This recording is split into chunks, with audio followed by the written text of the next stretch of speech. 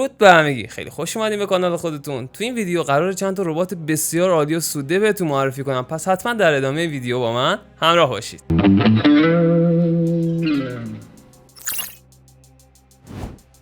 من مسعود هستم و همیشه آموزش‌هایی در رابطه با بازارهای مالی توی کانالم قرار میدم. پس اگه به این حوزه علاقه‌مندی حتما بیا توی کانالم و منو سابسکرایب کن.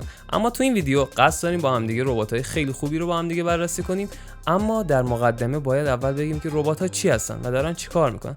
در گذشته ربات‌های زیادی توی بازارهای مالی بود، اما متاسفانه هیچ کدومشون سودده نبود یا تعداد بسیار کمی بودن که سودده بودن. اما با پیشرفت تکنولوژی و هوش مصنوعی که الان در حال حاضر دارین می‌بینید، همه جا دارین قشنگ با پوست و گوشت و سخونتون حسش می‌کنید، ببینید که ربات‌ها و هوش مصنوعی‌ها بسیار پیشرفت کرده.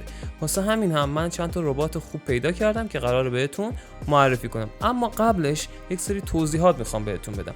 چرا باید از ربات استفاده کنیم؟ چه کسایی باید از ربات استفاده کنن؟ برای چه کسایی مفیده؟ برای چه کسایی مضره؟ و اصلا همه کسایی که از این ربات استفاده کردن سود کردن یا نه؟ آیا کسی هم بوده که از این ربات استفاده کنه و ضرر کنه؟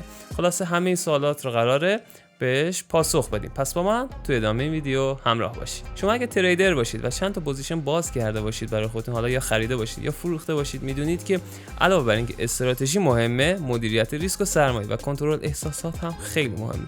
توی ربات دیگه اینجا شما احساساتی نمیشی، یعنی ربات جای شما داره ترید میکنه و احساسات اصلا توی معاملات دیگه معنایی نداره. یک برنامه‌ای به اون ربات دادی و اون ربات دقیقاً همون برنامه رو اجرا میکنه. یه مدیریت ریسک و سرمایه هم به این ربات دادی و اون ربات دقیقاً این مدیریت ریسک و سرمایه رو برای شما اجرا میکنه. پس دیگه نیازی نیست جوش مدیریت ریسک و سرمایه و کنترل احساسات رو بزنید که این دوتا اصلی ترین بخش ترید رو تشکیل میدن.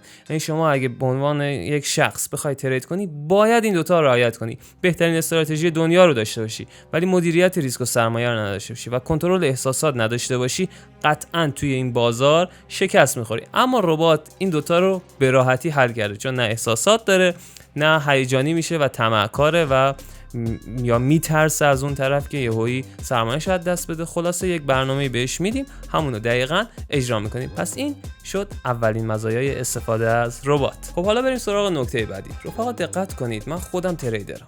کسایی که از قبل توی کانال من بودن ویدیوها رو دیدن و متوجه شدن که داشتم سود میکردم تو فلان بروکر، چون اسمشو نمیارم و کلا قطع رابطه کردم با اون بروکر، دیگه نمیگم اسمش چی بوده، ولی خب دیدن که تو فلان بروکر کار میکردم، سود گرفتم، یک ماه 10%، یک ماه 20%، یک ماه شد 3%. چرا؟ چون مریض بودم، نتونستم ترید کنم و اگه تریدی هم میکردم استاپ لاس میخوردم. همون 3% هم که گرفتم خیلی خوشحال شدم که تونستم 3% بگیرم. ولی منظور این که من خب انسانم دیگه آقا، بالاخره یه تایمی بعد برم بیرون، یه تایمی بعد نهار بخورم، یه تایمی بعد بخوابم و ممکنه مریض شم و نتونم واقعا ترید کنم. تو اون ماه یادمه من 2 بار پشت سرم دیگه مریض شدم و بعدم مریض شدم، جوری که یعنی تقریبا 3-4 روز روی تخت افتاده بودم. خلاصه پس این مشکل رو هم ربات حل میکنه، چون ربات مریض نمیشه، نمیخوابه، قرار نیست بره نهار بخوره و اینجور اتفاقا براش پیش نمیاد. شما یه VPS رو میگیری، این VPS برای شما کار میکنه و ربات هم روی اون سوار میشه و 24 ساعت شبانه روز برای شما در حال ترید کردن. پس نتیجه میگیریم ترید که بسیار زمانگیره دیگه نیازی به این نیستش که شما براش وقت بذارید. ربات داره کار شما رو به نحو احسن انجام میده. پس یه جنبندی داشته باشیم اینجا با هم دیگه. ببینید شما اگه بخواید تریدر خوبی بشید و تریدر حرفه‌ای بشید که هر ماه بخواید از بازار سود کسب کنید، باید چند سال زمان بذاریم. تعارف نداریم. من توی شاگردان بودن کسایی که 1 سال یاد گرفتن، کسایی که هنوزه بعد از چندین سال یاد نگرفتن و کسایی که اصلا شاگرد من نبودن. مثلا طرف از من هم قدیمی‌تر بوده تو این بازار ولی باز هم نتونسته تو این بازار سودده بشه. پس بیاین این استرس رو از خودتون وردارین که چند سال شما باید ضررده باشین، از آخرش معلوم نیست بشه یا نشه و سود کنید یا سود نکنید. خیلی خوبه که یاد بگیرین، من واقعا همه رو تشویق میکنم به یادگیری، اما این رو هم بهشون میگم همه نمیتونن موفق باشن تو این بازار و یک ویدیو قشنگ براش مشخص میکنم که چه سری افراد زودتر موفق میشن و چه افرادی اصلا ممکنه موفق نشن، چون باید یک سری قوانین رو رعایت کنن، مخصوصا اون مدیریت ریسک و سرمایه و کنترل احساسات. پس این زمان رو برای شما کاهش میده. یعنی شما اگه میخوای تریدر هم بشی، بدون که چند سال ممکنه برات زمان بر باشه. پس این زمان 6 ماه الی 1 سالی که شما قرار خود تریدر سودده بشی، لطف کن یک ربات بذار. چرا؟ چون اون ربات داره از ماه اول به تو سود میده. شما اگه بری یک مغازه بزنی، طرف میبینی 3 ماه 6 ماه 1 سال از جیب میخوره، بعد مغازش پا میگیره و مشتری جذب میکنه. یا اگه بخوای تریدر هم بشی همینه، شما 6 ماه یا 1 سال و حتی ممکنه خیلی بیشتر از این حرفا ضررده باشی. یعنی علاوه بر این که داری یاد میگیری، باید یک خرجی هم بکنی این وسط. اما ربات از ماه اول داره برای شما سود میده با یک تنظیمات خاصی که به ربات میدیم. این ربات برای خودش کار میکنه و برای شما سود کسب میکنه. لطفاً تعصب خاصی هم به خرج ندین. قصد ما چیه؟ قصد ما اینه که از بازار سود کسب کنیم، حالا چه ربات باشه چه شما باشی. پس تعصب باعث میشه که شما عقلتون کوچولو بشه در حد یک مورچه و تصمیمات اشتباه بگیرید. لطفاً بدون طرف به این قضیه نگاه کنید. و چون این اشتباه رو خود منم کردم، یعنی میگفتن نه ربات بده، ربات فلانه، دیدم نه، واقعا ربات‌ها خوبن و خیلی جا میتونن به ما کمک کنن. و مسئله بعدی این که وقتتون آزاده. شما اگه کاسبین، اگه سر کار میرین اینور اونور، هر جایی که دوست دارین میتونین راحت برین و این ربات برای شما پول میسازه. روی وی پی اس ران میشه، کارش میکنه. شما هر لحظه میتونید توی گوشیتون هم چک کنید. از اون طرف شما خب ببین پولت هر چی که باشه، دیگه توی کشوری داریم زندگی میکنیم که تعارف نداریم دیگه، تورم خیلی زیاده. مثلا من خواستم یه چیزی بخرم، گفتم اوکی الان مثلا دلار فلان قده، میرم اینو نقدش میکنم میخرم. متاسفانه در حین چنج کردن دلارها به ریال، قیمت اون کالا افزایش پیدا کرده بود و مجبور شدم یک مقدار دیگه دلار هم به ریال تبدیل کنم تا اون جنس رو بتونم بخرم. بعد شما مثلا میخوای بیای بگی که خب اوکی من حالا سرمایه‌ام ریال باشه، قطعا کار اشتباهی. بخوای طلا هم بخری، خب الان دیگه خیلی دارن کارمزد میگیرن و بله سود آنچنانی نصیب شما نخواهد شد. پس در نتیجه ما میتونیم پولمون رو تتر کنیم. این تترها رو به جایی که بذاریم یک گوشه که خاک بخوره یا دلار بگیریم بذاریم گوشه کمدمون خاک بخوره، میتونیم از این ربات ها استفاده کنیم و این تترها و دلارهامون رو افزایش بدیم. وقتمون رو هم نمیگیره و تست شده 3 ماه الی 6 ماه استیتمنت مثبت جلوتون میذارم. حالا میریم رو صفحه با هم دیگه کامل چک میکنیم. اما گفتم که در جریان باشید به چه صورت قرار این ربات ها کار کنه. توضیحات کلی بود. باز هم اگه سوالی داشتین توی کامنت ها بنویسین تا توی قسمت های بعدی بیشتر در موردش توضیح بدم. اما فعلا با من بیاین بریم روی صفحه، هم ربات ها رو بهتون نشون بدم، هم استیتمنتش رو با هم دیگه بررسی داشته باشیم. در اولین قدم شما باید وارد سایت فینوول بشید. لینک این سایت رو زیر همین ویدیو براتون قرار میدم. بعد میایید این قسمت که محصولاتش رو بتونید مشاهده کنید. بعد از اینکه وارد این سایت شدید و این تب رو برای خودتون باز کردید، میبینید که محصولات زیادی داره. اما از اینجا کلیک میکنیم و وارد قسمت ربات هاش میشیم.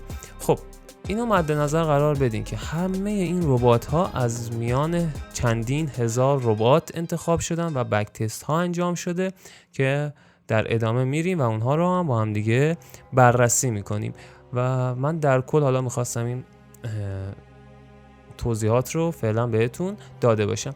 این 500 دلاری ها برای حسابای استاندارده که شما میتونید بسازید، اما برای اونایی که سرمایه‌شون کمتره توصیه میشه از حسابای سنتی استفاده کنن و ربات هایی که آخرشون سنت نوشته رو استفاده کنن و خریدار کنن که قیمتشون 250 دلاره. این مثلا ربات تورک حداقلش باید سرمایه‌تون 500 دلار باشه.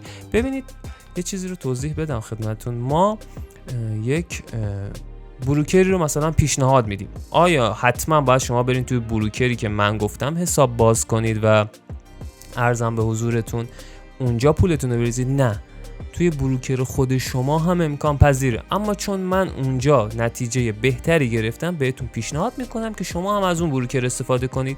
و مثلا میگم همه این ربات ها رو من استفاده نکردم، اما تعریف همش رو شنیدم، هم آواتار، هم تورک، هم این تاناتور، هم هرمس، هم زئوس، هم آپولو. اینا از بین چندین هزار ربات بک تست گرفته شده و اینها برگزیده شدند و اومدن توی این سایت قرار گرفتن. پس همشون ربات های خوبی هستن. شما باید یک پیام به بنده بدید یک جلسه مشاوره برای شما گذاشته بشه که با وجود سرمایه شما ببینیم کدوم ربات بیشتر به درد شما میخوره و اون ربات رو خریداری کنید. دوستم داشتید توی بروکری که من میگم حساب باز کنید، دوست نداشتید توی بروکری که خودتون صلاح میدونید میتونید این ربات رو ران کنید و ربات ها هم روی متاتریدر 4 اجرا میشه. این رو هم گفتم که در جریان باشید.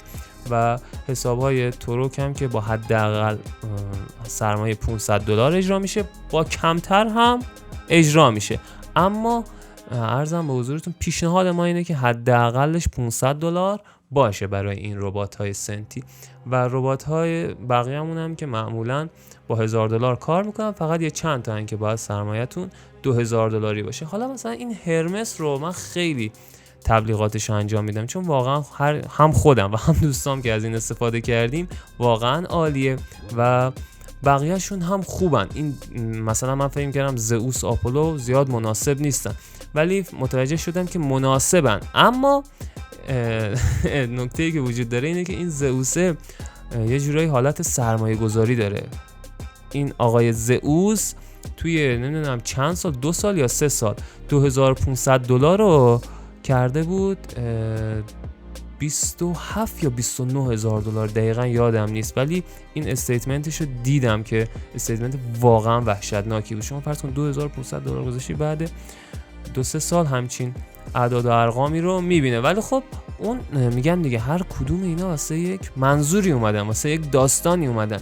این آپولو هم خوبه، این تاناتور هم خوبه، بعضیاشون پر ریسکن. اگه دقت کنی یک سری چیزا نوشتن، توضیحات دادن، مثلا میگه آقا این ریسکش کمه آواتار، و شما هم باید مد نظر داشته باشه که اگه ریسک کم میخوای سود کمتری هم میتونی دریافت کنی. تایم فریم هاش رو هم نوشته براتون، مثلا این نگاه نوشته 5 دقیقه و های ریسک هم میتونه ترید کنه روی طلا و فارکس پیرز.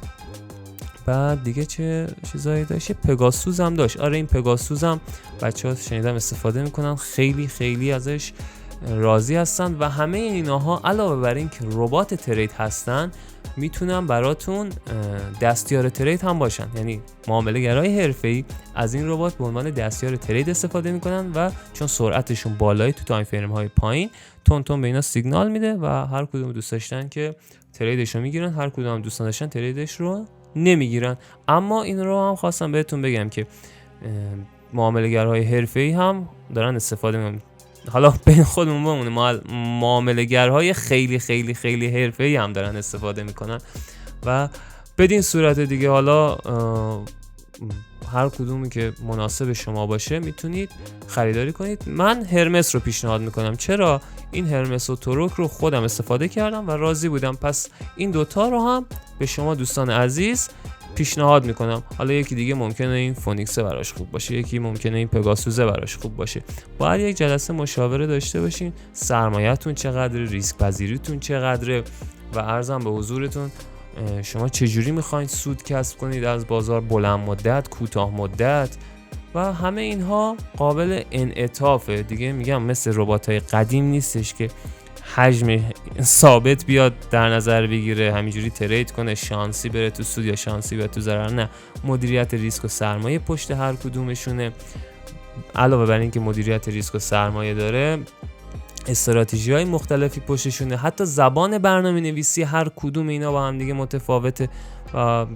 بدین صورت دیگه خلاصه اینو مد نظر قرار داده باشین. و این خوب شد یادم اومد قبل از اینکه سفر ترک کنم، میخواستم بهتون بگم که در حال حاضر قیمت ها میبینید که $500، اشتراکش هم 1 سال است، اما 1 ماه الی 3 ماه آینده احتمال این که افزایش پیدا کنه زیاده. حالا همه دوستان دارن تلاششون رو میکنن که این قیمت ها بمونه، اما دیگه بالاخره دیولپر هم یک هزینه‌ای کرده و میگه آقا خرجا و دخلا نمیخونه، باید قیمت ها افزایش پیدا کنه و این قیمت ها قراره 2 برابر بشن و اشتراک ها هم زمانش نصف. یعنی شما الان میای یک ربات میخری $500 و 1 سال در اختیار شماست، یا مثلا میای اینجا این $250 رو میدی برای 1 سال. نگاه نوشته 12 ماه، اینا نوشته 12 ماه، اینا 12 ماه هست. شما تهیه میکنی 12 ماه این ربات در اختیار شماست، اما در آینده نه چندان دور قرار این 250 دلار یا 500 دلار رو بدی، 6 ماه در اختیارته. بعد از اونم اگه لفت بدی و نخری و به قول ما دست رو دست بذاری، به جای 500 دلار هم باید 1000 دلار بدی و 6 ماه ربات رو در اختیار داشته باشی. پس اگه تازه داری این ویدیو رو میبینی لطفاً دست بجنبون، چون ممکنه این موقعیت و این تخفیف برداشته بشه. اگر هم چند وقتی از این ویدیو میگذره و دیدی و همین قیمت ها رو داری مشاهده میکنی الان روی سایت، یه دعا بکن به جون همه دوستان عزیزی که تلاش کردن تا این قیمت ها رو ثابت نگه دارن. حالا به اندازه کافی رو سایت بودیم دیگه، لینکش هم که گذاشتم براتون زیر این ویدیو، دوست داشتین برین ثبت نام کنید. بریم با هم دیگه عملکرد ربات ها رو در نظر بگیریم، ببینیم سوددهیشون چقدره. هرچند گفتم که این سوددهی 100% نیست، میتونه از اون سودایی که شما الان میخواین ببینید کمتر باشه، میتونه بیشتر باشه، اما به چی بستگی داره؟ به سرمایه‌ای که میذارین. هر چی سرمایه بیشتر باشه سود هم میتونه بیشتر باشه، یعنی نه فقط سود، حتی درصد سود هم میتونه بیشتر بشه هر چی سرمایه در اختیار ربات بیشتر باشه.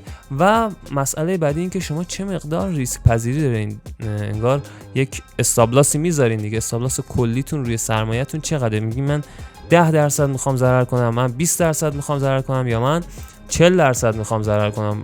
کسایی بودن حتی گفتن آقا ما 60% ضرر هم روی حساب میتونیم بپذیریم. به عنوان مثال میگم، طرف خب 1 میلیارد سرمایه داشته، اومده 100 میلیون 200 میلیون اینجا بند کرده، پس میتونه که آقا روی این 100 میلیون 200 میلیونش 60% 70% ضرر کنه و میپذیره اینو به عنوان این که بتونه سود خوبی کسب کنه. و بودن کسایی که دیدم خیلی سودای خوبی کسب کردن، هم زئوس رو دیدم، هم هرمس رو دیدم، تاناتور رو دیدم، توروک رو دیدم و فقط پگاسوس رو ندیدم به نظرم. آره همین پگاسوس رو ندیدم و فقط شنیدم که آقا مثلا اینا دارن سود کسب میکنن و دارن اینجوری کار میکنن با پگاسوس، وگرنه بقیه ربات ها رو دیدم خودم، کسایی که سود کردن و الان میریم استیتمنتش رو با هم دیگه بررسی میکنیم. و در قدم بعدی ما باید وارد سایت مای فیکس بوک بشیم و بیایم اینجا بررسی کنیم که آقا این سایت فینوول که این همه ربات گذاشته اینجا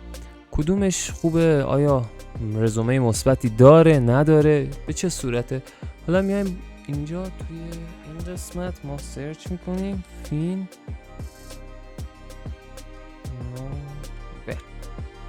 خب روی این یکی میزنیم، اینی که بزنیم میاره برامون و عرضم به حضورتون که دارید مشاهده میکنید این آرم فینوول هم از اون فیلم تور رو فکر میکنم دیدین که دیگه 1000 بار نشون داده تلویزیون.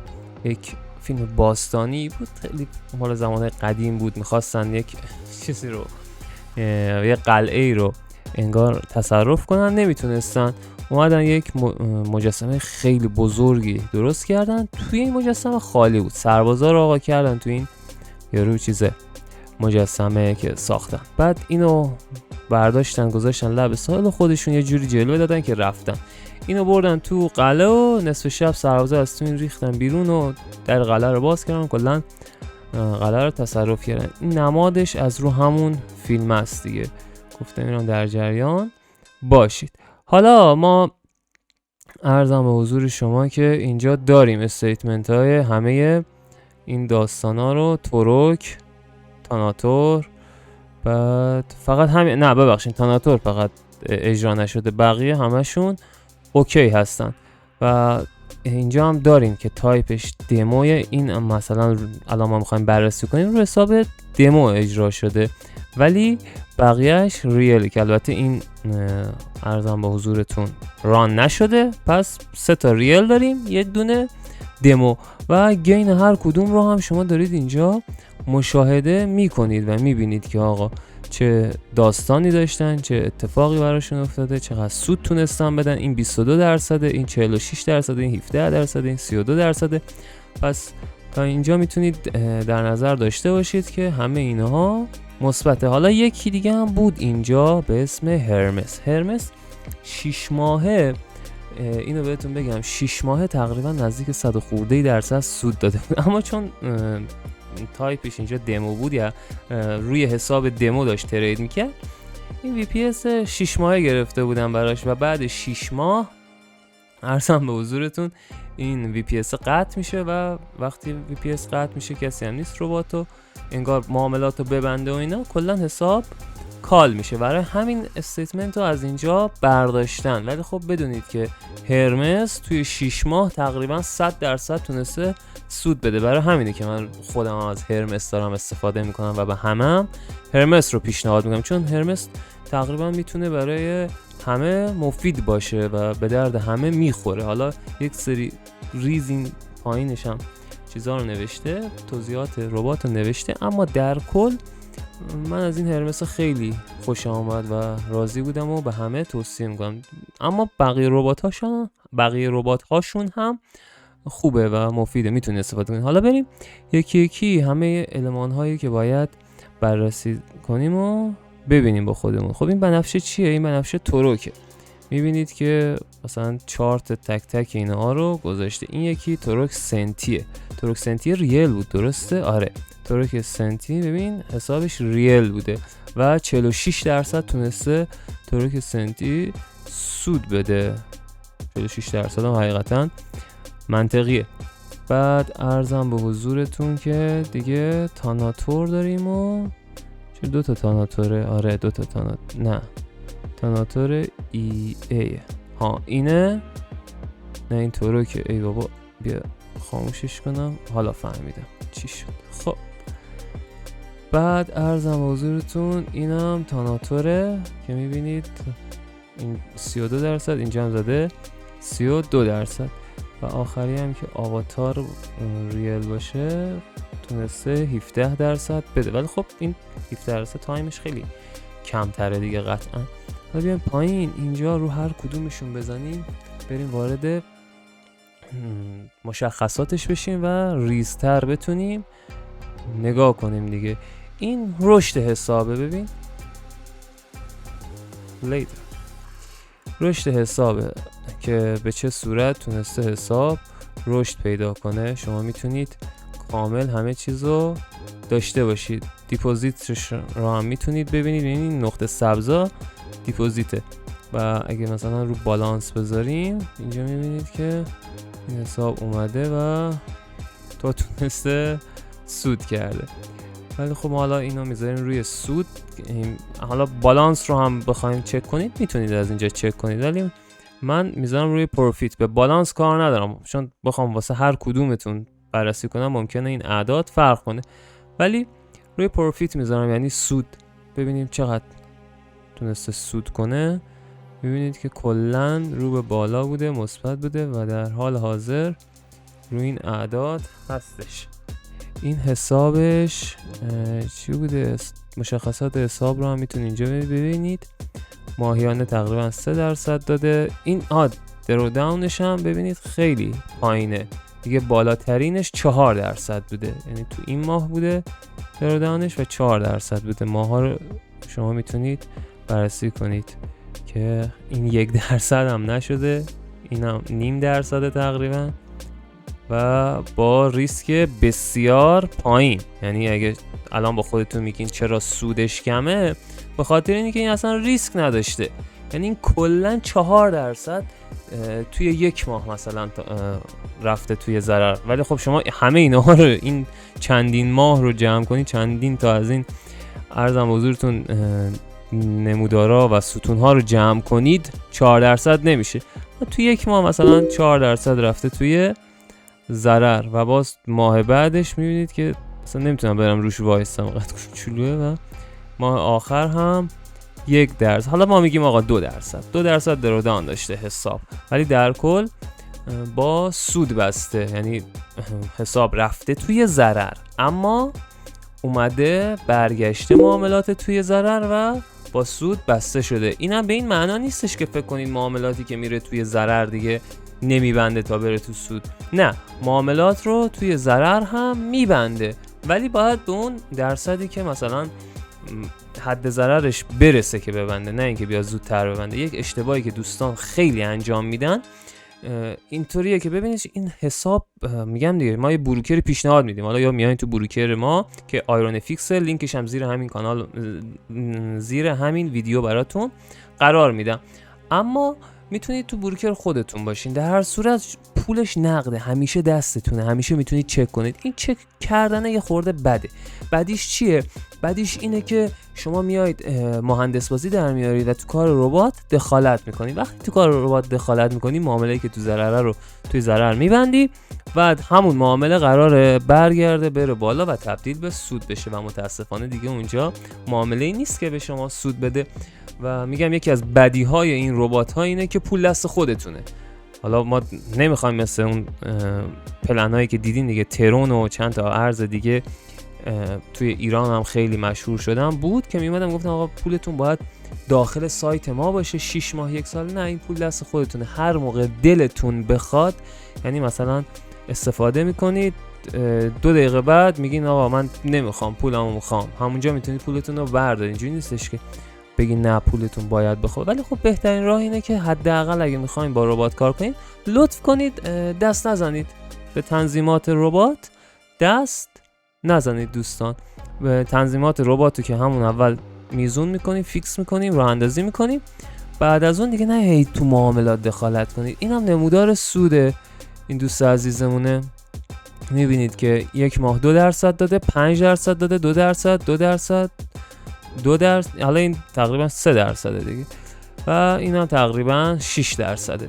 خب الان با خودتون میگم شاید فکر کنید که مثلا خیلی کمه، ولی خب این حساب بسیار بسیار بسیار کم ریسک بوده و مابقی اطلاعات رو هم شما میتونید اینجا برید و ببینید که آقا چند درصد لانگ داشته، چند درصد شورت داشته، بهترین تریدش، بدترین تریدش و همه اینا رو دیگه خودتون بررسی کنید و ببینید که آقا مناسب این ربات براتون با همچین ریسکی، حالا با ریسک کم دیدین دیگه، مثلا شما در بدترین ماهتون 4%، یعنی این دروداونش 5%. ما میگیم آقا ریسکو میتونیم ببریم بالاتر تا یک جایی.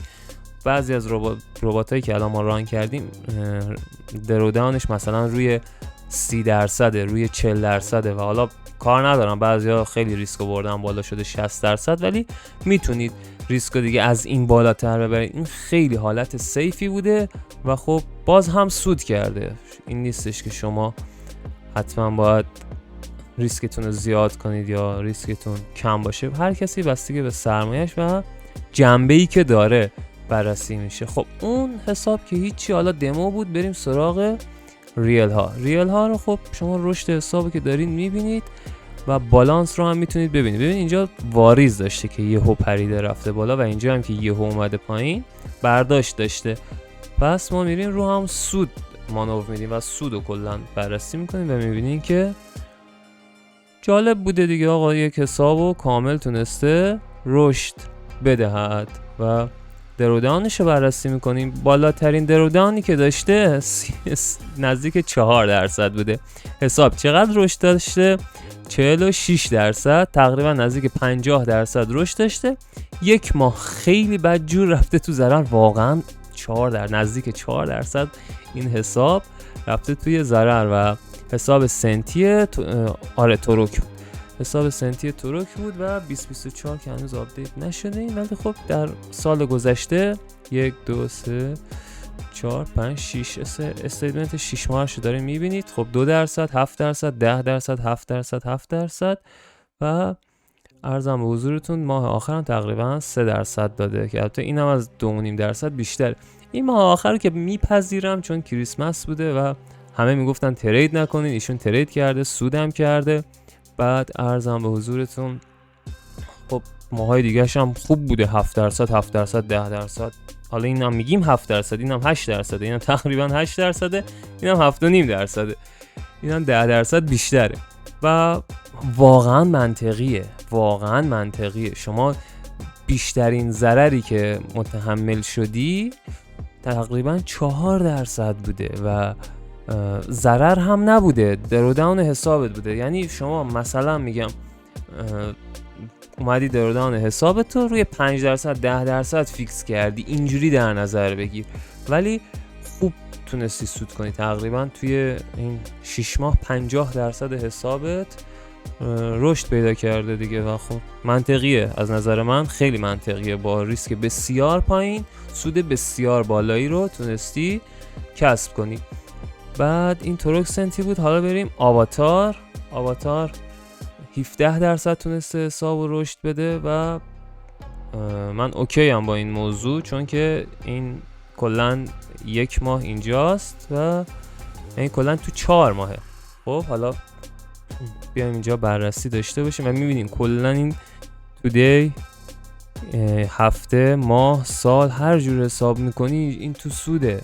یعنی پروفیتش هم بخوای نگاه کنی میبینی $0 بوده رسونده به $333 دیگه یا USC. این بعد ارزم به حضورتون دیلی مانسلی رو میتونید بررسی کنید. درو داونش رو ببینید، بدترین درو داونی که داشته نزدیک 2% بوده، 2% هم نشده با ریسک بسیار بسیار کم و 17% سود توی 4 ماه. حالا ماهیانش هم بیایم ببینیم.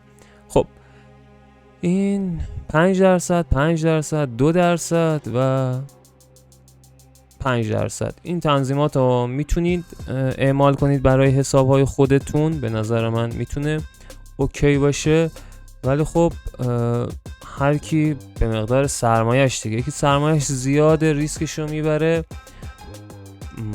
پایین.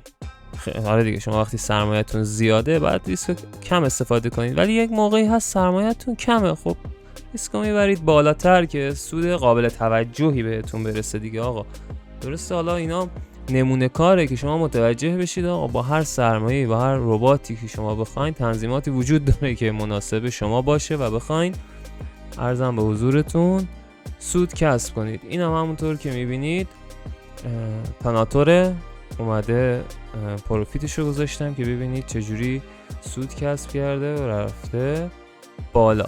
خب حالا ایشون درو داونش رو بیایم حساب کنیم. این دیگه درو داون واقعا بالایی داشته، یهو داشته میومده پایین.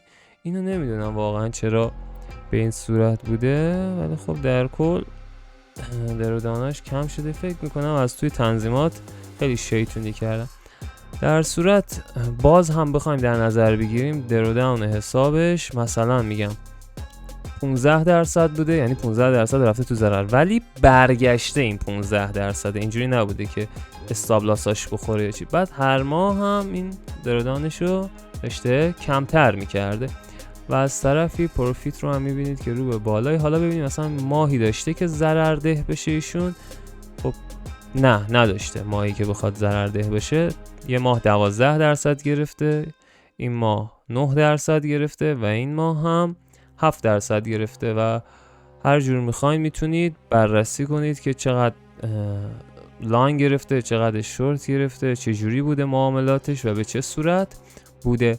در هر صورت من توصیه میکنم که شما هر کدوم از این ربات ها رو خواستین انتخاب کنید. اول از همه میگم که زئوس رو هرمس انتخاب کنید. در هر صورت اگه دوست داشتین هرمس رو انتخاب میکنید و میایین تو این قسمت و گزینه دوم اینجا رو میزنید و اینجا دیگه میرید مقداری که میخواین شارژ کنید و میزنید و میرید وارد پروسه پرداخت میشید و رباتتون رو میخرید. شما وقتی ربات رو میخرید مثلا میایین هرمس رو میخرید، 2 تا فایل در اختیارتون قرار میگیره. یک فایل دموه که شما میگی خب من استیتمنت اینو دیدم ولی بازم خودم میخوام یه تستی داشته باشم. اون فایل دموه برای اینه که شما بیای تست کنی ربات هرمس رو تست میکنی.